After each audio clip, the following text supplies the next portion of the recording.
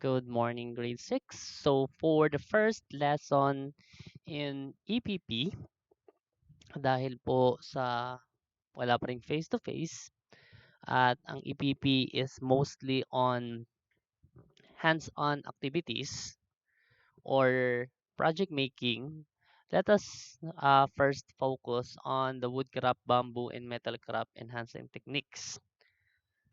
This lesson is a post activity that we are going to do once we are going to finish a project. Gagawin lang po natin siya kung patapos na yung proyekto na ating ginagawa.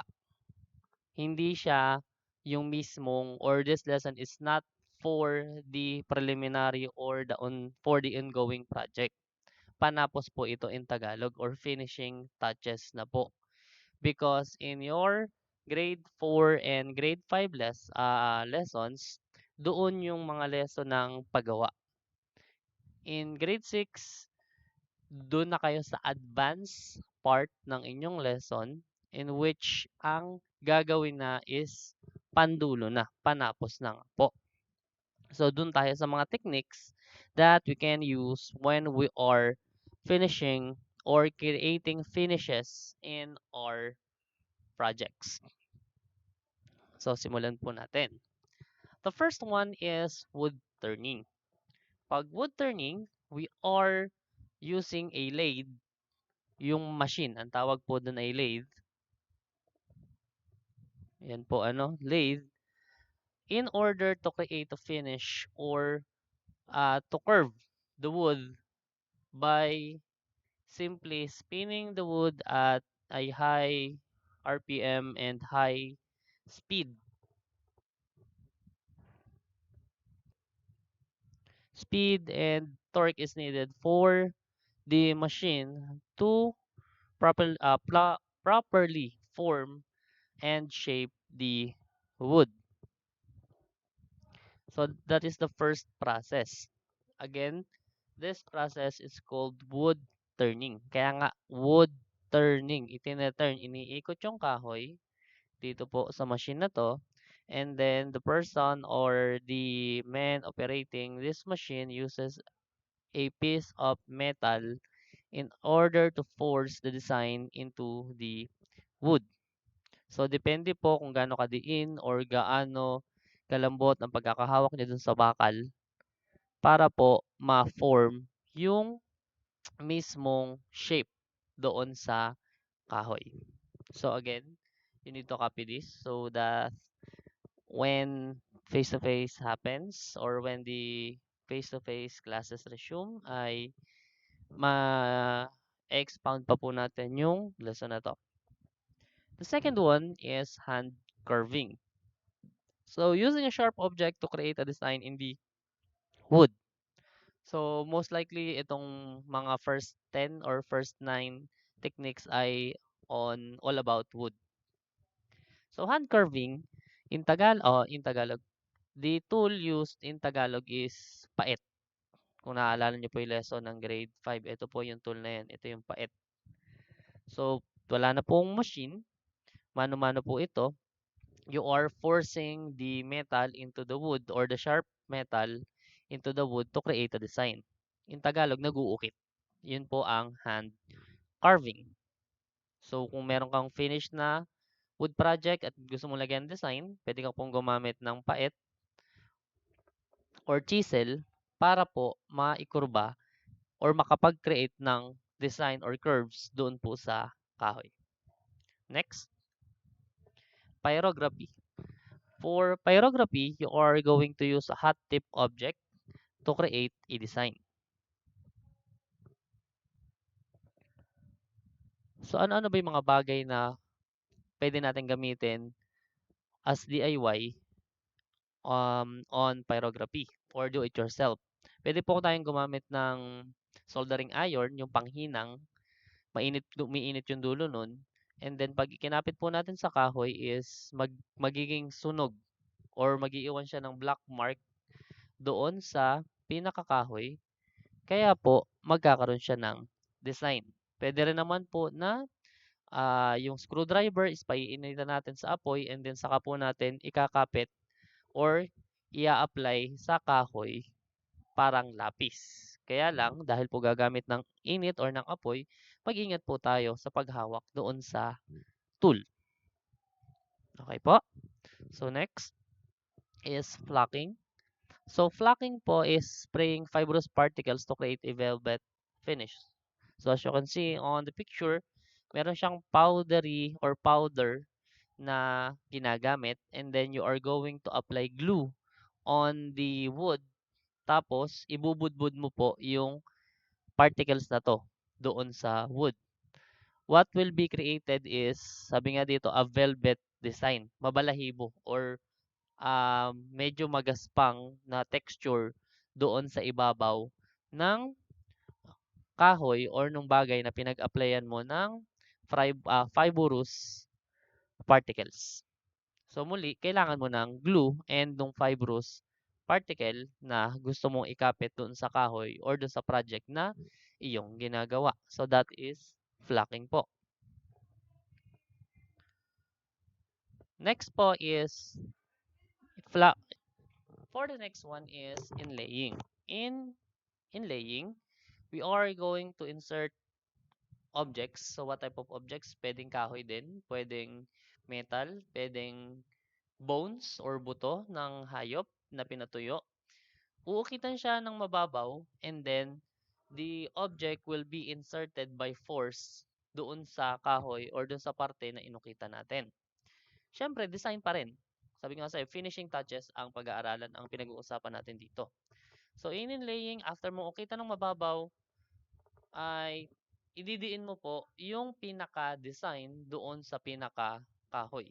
So, pag ginawa nyo po yun, maiiwan na yung design doon sa kahoy and then kikinisin nyo na lang po siya para makagawa ng design. So, that is inlaying.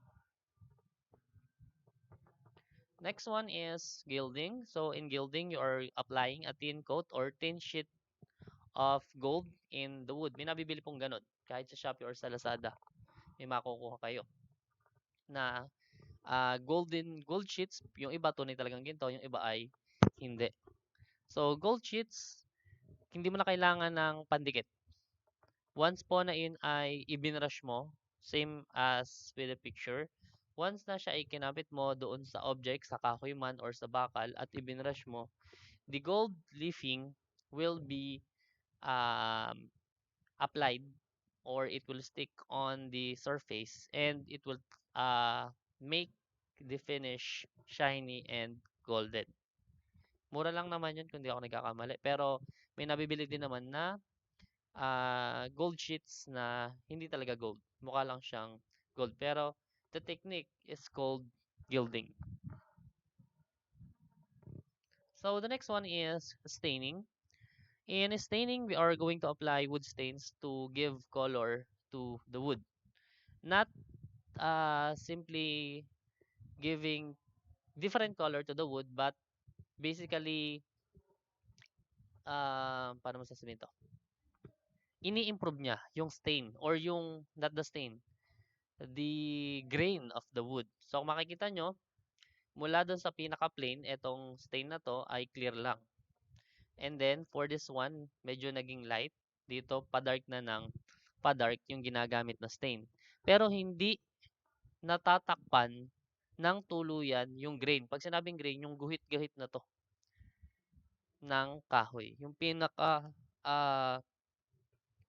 guhit na makikita natin dun sa kahoy, ini-improve niya lang yung pinaka-kulay ng grain ng kahoy. So, that is tinawag na staining. Hindi siya painting. Stain lang, kaya tinawag na stain. In Tagalog, dumi. 'Di ba? Stain. Dumi or mancha pala, sorry. Parang minamantsahan mo lang yung pinaka-kahoy para magmukha siyang maganda. O, ito pa lang si painting. So, in painting, we are applying a coat of paint to the wood. In painting, you are directly changing the color of the wood. So, kung kulay kahoy siya, kulay brown, kung ano yung mapili mong kulay ng paint, yun na yung magiging bagong kulay nung kahoy. Kung green, kung mula brown, pumili ka ng kulay green, so naging green na yung kulay ng iyong project. Next is engraving. So from wood, lilipat tayo ng metal enhancing techniques. So ito naman po yung mga designs or techniques na pwede natin gamitin once we are making a project made of metal. So the first one is engraving. We are applying the design of metal using a hardened tool. So kagaya siya ni hand curving kanina kay kahoy, kaya lang dahil this is performed on metal, the term is changed from curving to engraving. Kasi bakal sa bakal. Yung malambot, hindi mo nasasabing malambot, yung bakal is gagamitan mo or uukitan mo gamit ang mas matigas na bakal to create a design. So kung makikita nyo, bakal din po yung ginagamit niya at bakal din yung tool na pang ukit niya dito. So that is engraving. So may texture yan. Hindi yan basta visual lang na pag tiningnan mo at or pag hinawakan mo wala kang mararamdaman. Pag engraving po, talagang nakaukit yung design doon sa bakal. So muli, pag bakal, engraving na po ang tawag. Next is etching. So for etching, we are using chemicals to corrode the design in the metal. So yan po ang etching. Gagamit po tayo ng plastic na design at ikakapit natin dun sa bakal or paint. Pwede na naman paint. And then, once na nandyan yung design, kagaya na sa picture, ilulubog po nila yan sa acid. So, ano gagawin ng acid? Lahat po ng part na hindi or walang pintura ay mababawasan. So, lulubog, matatapyasan. Di ba kapag acid, lulusawin niya yung parte. Pero hindi po ganun katapang na acid yung gagamitin nila. Enough lang para mabawasan yung mga part na walang pintura or walang design. So, yung may pintura, may iwang mataas, and then yung walang pintura is lulubog po ng konti. So, pag tinanggal na, hinugasan mo na yung design na iyong inilagay, pag hinawakan mo, mararamdaman mo na yung pinaka-design. Mahahawakan mo na siya at makikita mo para kang nag-engrave. Pero mas malalim po ang nagagawa na lalim or depth ni engraving kasi mano-mano mo talaga siyang hinuhukay gamit yung bakal na tool. In etching, mababaw lang yan. Pero consistent. So kung kailangan mo maramihan, malakihan at meron kang pambili ng acid na gagana dun sa bakal na yun, mas mabilis po si acid etching. Next po tayo, metal enhancers. Metal enhancers po is simply applying a coat of paint into the metal. Pwede rin naman tawagin painting, pero kasi sa metal, para po ma-prevent siya sa corroding, tinatawag siyang metal enhancers. So, pwedeng pa-spray, pwedeng pa-brush. And then, we have image transfer. So, the basic principle of image transfer is the printing of this line into paper, then using chemical to transfer it to the metal permanently. So, the basic concept of it is para kang bumili ng sticker. Bumili ka ng sticker, in-apply mo doon sa bakal, and then dahil magandang klase or may kasamang chemical kang ginamit, is magtatagal yung sticker doon sa bakal. That is image transfer. Practically, ganun ang konsepto niya. Hindi mo na kailangan gamitan ng acid, hindi mo na kailangan gamitan ng tool para palalimin. Basta meron silang ginagamit na technique na ipiprint mo sa papel, and then yung papel is ikakapit mo po doon sa bakal, and then you are going to use chemical, tapos after nun, irarab mo na. Gagasgasin mo na yung papel.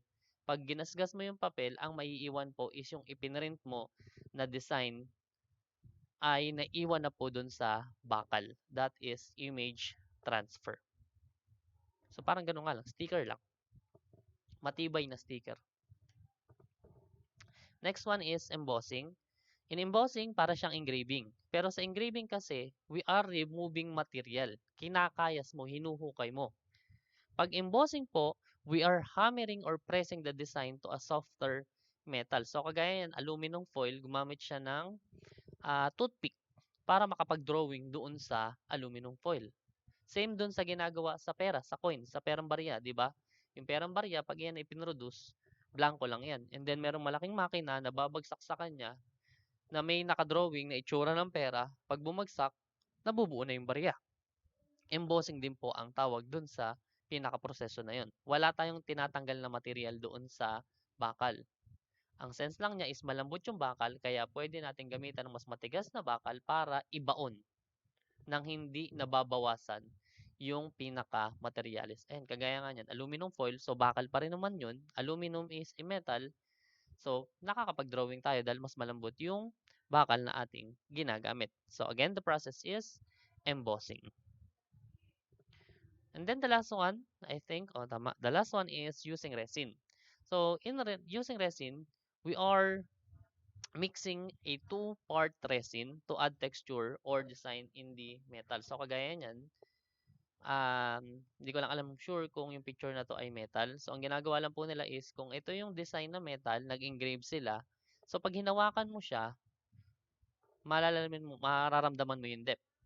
Kaya lang ang problema doon kapag nag-engrave ka at naramdaman mo yung depth, prone siya sa dumi.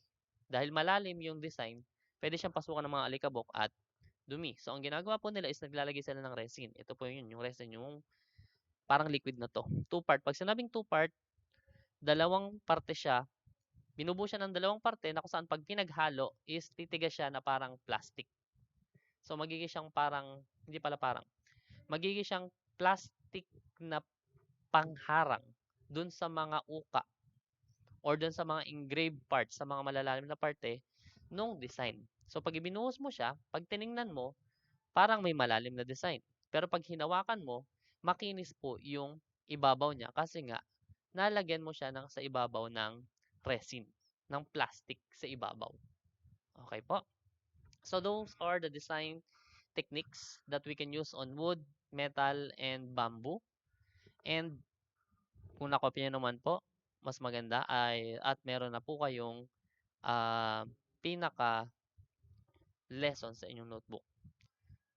So for the activity, I want you to answer this part on your notebook or on a piece of paper, and then kailangan po sigurong isubmit to, hindi pala siguro, kailangan isubmit to on Tuesday.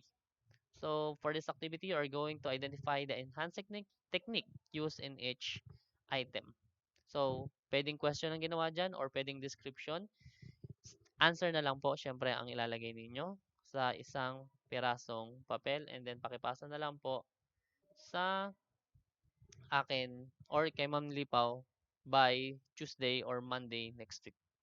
Thank you, and kita-kita po ulit tayo kung kailan man tayo magkakaroon face-to-face.